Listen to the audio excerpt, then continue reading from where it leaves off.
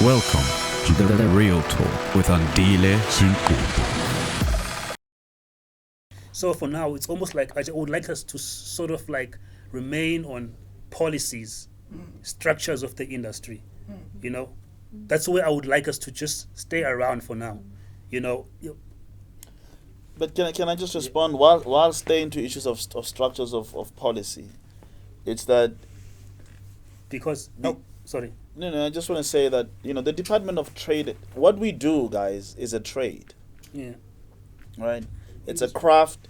You go to school to go and study how to be an editor, a cinematographer, a writer, a director, a producer, a production designer, art.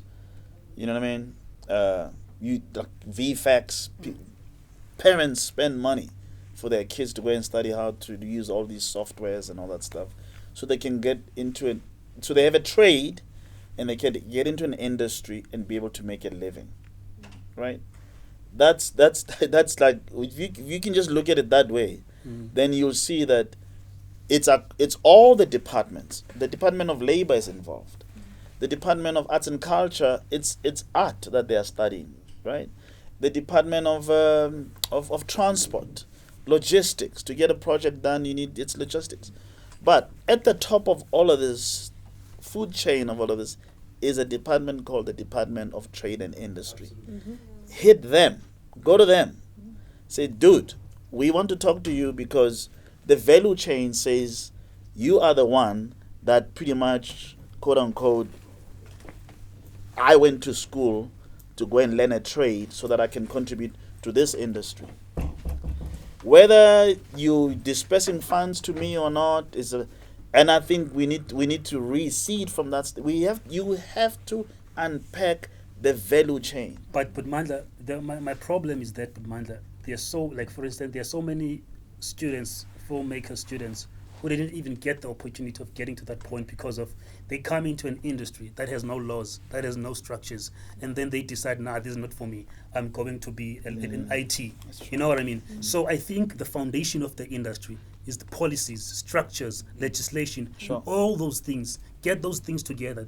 When they come, at least those things are set in place, and then when they come and they comfortable coming into an industry that at least now it's a better place for everyone, and then you can lead them into that Yeah, value but chain but but of but but finance. but each one of those departments, arts, culture, trade, sports, labor, Yeah. has a policy section. They have a policy section. Now go to the Department of Trade and Industry policy unit and say we are working towards getting. I get you. You understand what I'm saying? I Every get single one of you. them has a policy I section. get you. And I would dare you to say, these students, how many students are here? Raise your hands if you're students. 1, 2, 3, something like 10, right? That's enough number that Saga, IDAA can be able to go with these students. These students are going to be entering the industry in the next. When do you guys graduate? Yeah. In 2025, these guys are going to be entering. They want to enter the industry and work. We and the people who are working in the industry are having these set challenges, and we want to make sure that when they enter the industry, they don't face the same challenges that we entering. We want to prepare a better path for them. And then you use this as a case study to go and do that. And you go to the Department of the person that deals with policy, the Department of Trade and Industry. Her name is DDG Malebu Thompson. And I can give you a number. You call it and say, that's how we're going to be able to change this stuff. And not be apologetic about what we want. Okay, Because your sure. parents spend money for you to come here. So sorry, Budaman, I'm gonna give you the chance. So now, if we were to we're talking about this like now, obviously it's all about transformation. The main thing with us, as main thing with IDA is Saga, something that we always spoke about, has always been the contracts for the working conditions, pay inequality and all those things. If we were to say, okay, listen, from now, this is the decision that we're making as Saga, as IDAA, as Writers Guild. Okay, we're gonna get you on the next panel. Saga is IDAA. So what is it that we would conclude out of this? Because more than anything, we wanted this panel to be more like a solution panel, not discussing things we already know. No, but that's a solution. The Yes, solution is yes. that you pick up the phone and you say you. Okay, so I was instrumental in getting IBFC started. Right, we finished Galushi, and I looked to my left, I didn't see enough black people. I looked to my right, I didn't see enough black people. Right, and I said, "Shit, what are we gonna do?" Because the thing that happens is that it becomes what happens to you in Cape Town. You become this black filmmaker there, and you're alone, and you get targeted. Yeah. And don't believe you me, you'll be cornered, and you'll get all the beautiful stuff that you need, and before you know it, you can't even reach out to the person that looks like you. That's true. So I said, no, we gotta have something that we respond to, and that's how the IBFC was started, right? The idea was not for it to be an organization, but unfortunately, that's what ends up happening. I said, rather let it be a cabal, like it doesn't exist, but it exists. That's what. But it ain't like a name came up, and I said, okay, whatever. Let's just do. The IBFC was started that way. Literally, that's what happened, right? 3 people, myself, Ramadan, and Miki, and I think Teddy Matera, who lectures here, was the 4th guy there. And then that's how it became. So I think you literally say, okay, and then get the IBF, go to the IBFC. No, I did. And they said no? I even invited some of them. To some. My God. Yeah. They said no. Yeah. No, I- but you still are IBS. Yeah, IBS, yeah. You can prostitute my name anywhere you want. You know, I don't mind. But I mean, it's that kind of thing. You take these students here, you take what you do, and then you go and say, we this is who we are. Yeah. We want to see. South Africa knows how to protest, guys. And if we are not learning from, I was saying to you earlier on, why don't you guys join with COSATU? The South Africans know how to protest, and we believe in something we do it. I think you've got fees must fall. Look at the movement of fees must fall. South Africans know how to do it, you know, and we'll be there to support, you know, where what's needed. Sorry, somebody else wants something. You know, But I mean, just to with what you know, so you just like. You just said something there, Sisanda, about the streamers. They come in and do whatever they want, right? And some of us in this room have been treated bad by the streamers themselves, right? And the lack of having a powerful body, Even suspect, yeah.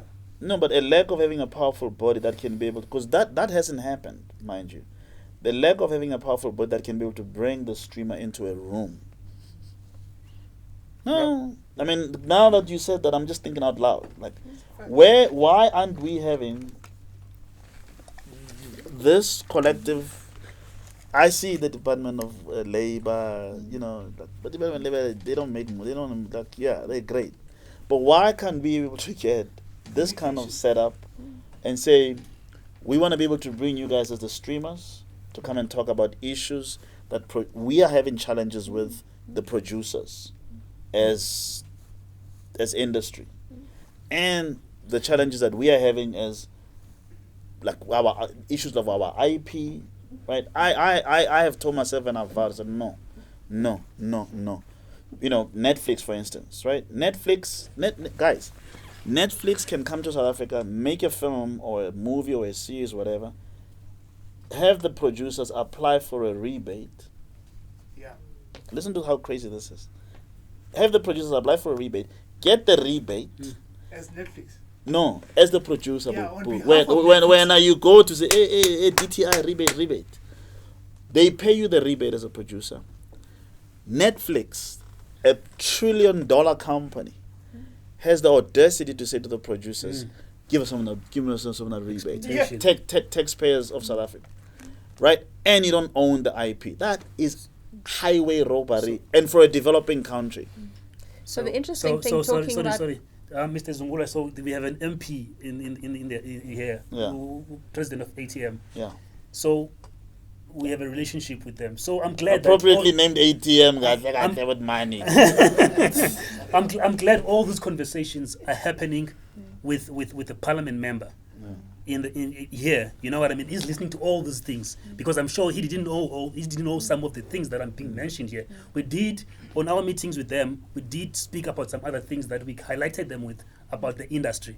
So some of the things like what you are talking about now, Netflix claiming the replay through via Showmax. producers, Showmax claiming, coming via you see now where it's coming from. Why us crew members are being exploited? It's because of producers are under pressure because they need that money that comes from these streamers. You know what I mean? This is where now Messi has to, you have to. Yeah, I mean, I know you gotta close that out now because of time and all of that. But I as I said earlier on, transformation. Fees must fall. This building is named Solomon Mahlangu because people said no, right? And it just so happened at that time that the Galushi Solomon Mahlangu, the film came out, and they renamed. So we've got that power as young people. Young people have the power, and it's about what's the unemployment number? It's sitting at it's very high. 38. Yeah, 40%. it's very, very high, and the majority of the people that are unemployed are young people. Yeah. So it's slowly doing this, and it's gonna pop. Yeah. It's gonna pop until those young people sitting at the back there are put together to say let's go and talk to government. And unfortunately, we have to be responsible and show. Not should I say unfortunately. Fortunately, we have to be responsible and then show them and guide them to say, when you're entering an industry that has challenges, but it's you who's going to have to take the responsibility to change it as young people. Yeah, that's what. You just have, sorry. I had a conversation with Quentin Fredericks. He said that, in his lifetime, he doesn't think there's anything that will change when it comes to transformation, because so many people have tried when it comes to transformation in the industry. So no, we're talking about just putting pressure on the government to enforce the rules, enforce policies, new policies in the industry to come and help our filmmakers and actors and all of that. He was talking about he was part of I think IPO Execo. I think it was part of IPO or something like that. So yes, he was even mentioning that when we did the podcast, he was saying to me, please don't put me as an IPO member on this podcast. Put me as Quentin, because some other people won't agree with what I'm gonna say. I'm saying on this podcast. Some other people on IPO won't agree with what I'm saying on this podcast. So guys, please excuse me. I'm so sorry I have to leave. Thanks everybody. Things like that. It's almost like we're fighting together in the industry. We're fighting, with one another. It's almost like we want to have these conversations for. Well, that's the thing. I think I've said quite a lot, and I think it's collective bargaining. You mentioned the issue of collective bargaining being the way to do it, and I'm just in my head. I'm thinking out loud, how could this be tied up? And I've done the volunteer fatigue thing, and it happens, and I'm just wondering what are other ways of being able to do this. I don't know what the answers are, but I'm just thinking out loud that it could be a thing of maybe one belonging to a guild that is very strong. It could be a thing of me reaching out to that guild and asking, can that guild, find a way of being to assist the collective organizations here and connect the dots, right? Bring IPO, IBFC. I'm a member of the DGA, right? So if I can talk to the DGA and I work and I don't reside in Los Angeles or the US because I don't want to. But if you can be able to get the DGA to collectively sign up with, because a lot of filmmakers come and make films here in Cape Town, and they still are bound by the SAG, DGA, PGA when they are here, even though they're not working in the United States. They are protected. Yes. So yes. you, as fellow, especially on the heels of what just happened now, was with the Writers Guild and the Screen Actors Guild, and you saw what happened. It had an impact on other actors who are working here in South Africa, and so forth. I mean, that could be a win, and it's like I said, you can use my name wherever you want. Is to write to the DGA in support of your. Yeah, we have. What I'm saying, but the DGA member. Yes, no. Yes. Right. So if you write to the DGA, if I write to the DGA, Yeah. to the steering committee that deals with what we're going through here, and say there's a cry out, right? And this cry out is to try and assist creatives here to get attention to some of these challenges.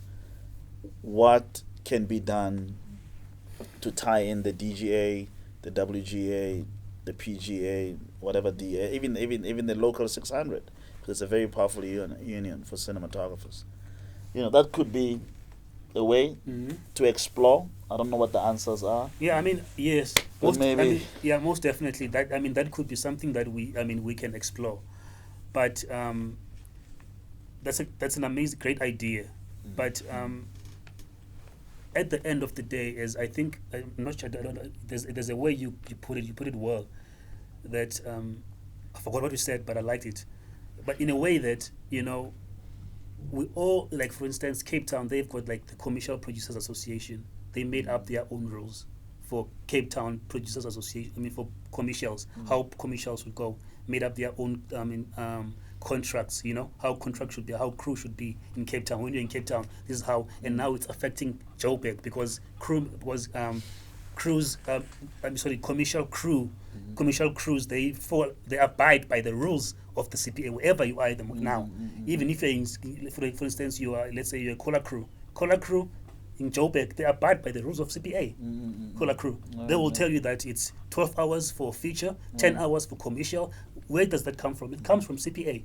Doesn't come from anywhere else. It comes from CPA. Those rules, wherever you go, that 10 hours for commercial, 12 hours for feature. That all those things, they come from CPA. And at the moment, all the rules that the industry is falling under these producers that we are trying to take this power from. You know what I mean? All these rules, they from CPA. Yeah, but hear me out in what in my offer.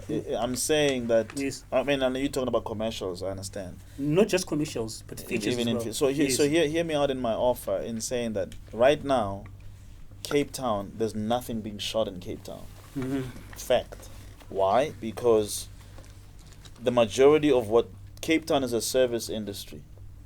Yeah. So the people the content doesn't come out of out of Cape Town, and then it gets shot, and then it gets right. Yeah. Like it's a fact. Yeah. The majority of what keeps the industry alive in Cape Town are films that come from the Hollywood system, correct. It's internationals. or it's commercials that come from Europe to come and shoot here. It's internationals, right?